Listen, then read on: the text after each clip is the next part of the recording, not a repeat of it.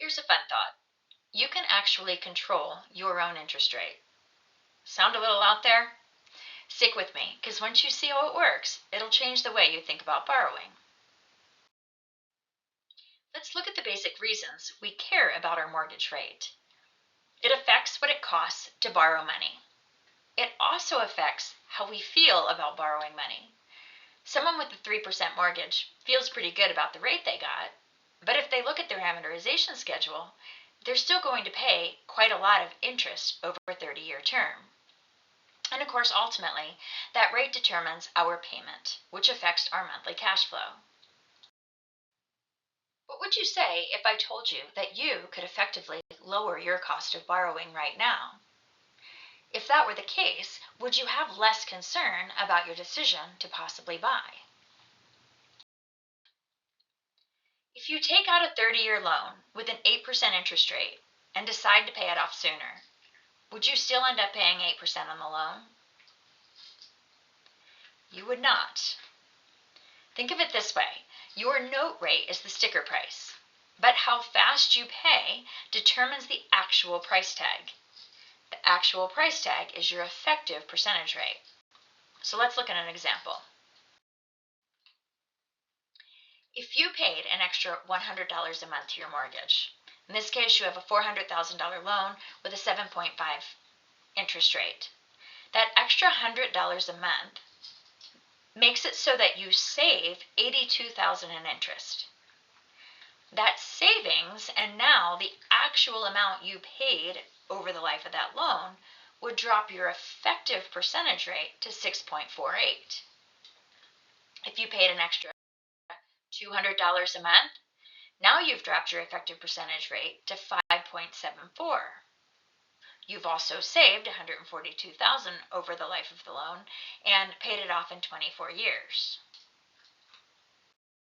So then, of course, we have to say, but does it make sense to pay extra to your mortgage? The thing is, mortgages don't live in a vacuum. This is a concept I say time and time again. You've got to look at your entire financial picture when you're making decisions about whether or not you should pay extra to your mortgage. Really, making decisions about anything you're going to do with your cash and cash flow. One of the first things you need to consider is liquidity.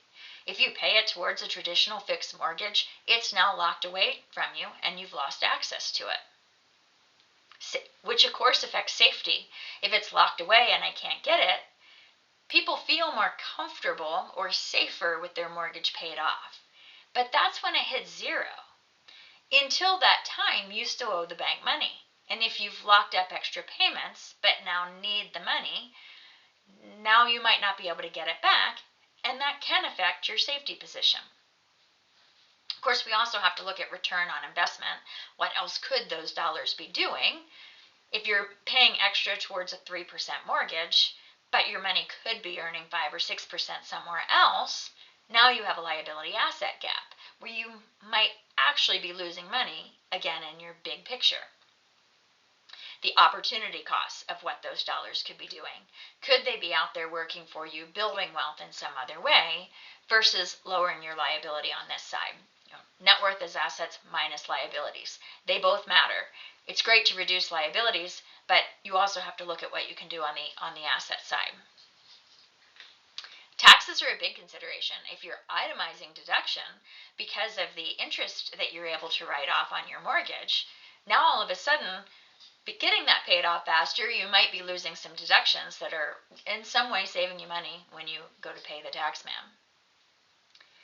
The psychological benefit always has to be considered. Again, the number of times I hear, but I just feel better if my home was paid off. That's great, but that's once it's paid off, while you're paying that extra. Now, again though, psychological thing, if you just can't stand paying 7.5%, and all of a sudden you knew if you made that extra $200 a month, and you could easily afford to do it, it wasn't going to necessarily put you in any constraints, well, now that 574 feels a whole lot better. That's another one. And then where it fits into your big plan. Make sure that you're coordinating with your financial planner or whoever it happens to be. By all means, I always love to look at big picture with people and see where they are, to make sure that doing one thing isn't going to blow up something else. Of course, if you'd like to have your cake and eat it too, there's my cat's tail. Let's talk about the all-in-one loan. It's a revolutionary mortgage that lets you pay off your home faster without changing your lifestyle, dramatically reducing the amount of interest you'll pay, and therefore reducing your effective percentage rate. Reach out, let's explore what options make the most sense for your situation.